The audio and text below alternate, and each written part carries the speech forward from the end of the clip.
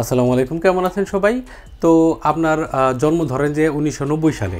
এখন যদি আমরা 90 সাল থেকে হিসাব করি তাহলে আপনার বয়স দাঁড়াচ্ছে 34 বছর।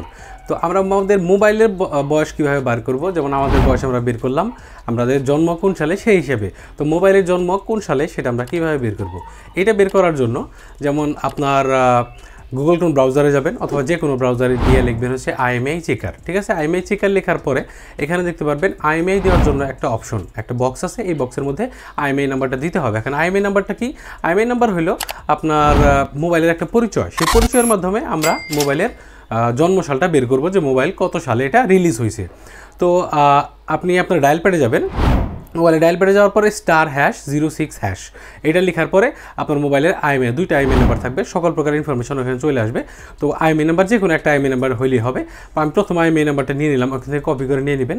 কপি করে নিয়ে নেওয়ার পরে আমরা যে ওয়েবসাইটে গেছিলাম আইএমআই চেকার, সেই বক্সের মধ্যে যাই আমরা আইএমআই নাম্বারটা বসাই দিব। ঠিক আছে, আইএমআই নাম্বারটা বসাই দেওয়ার পরে ওইখানে আমরা এখন দেখতে পারবো, দেখেন যে আপনার স্ক্রিনে দেখতে পাচ্ছেন মোবাইলের সকল ইনফরমেশন, আপনার মোবাইলের মডেল কত, আপনার মোবাইলের রিলিজ সাল কত, এখানে দেখছেন 2022 সাল হচ্ছে রিলিজ ডেট আমার। তো আপনার মোবাইলের সকল ইনফরমেশন এখানে দেখতে পারবেন।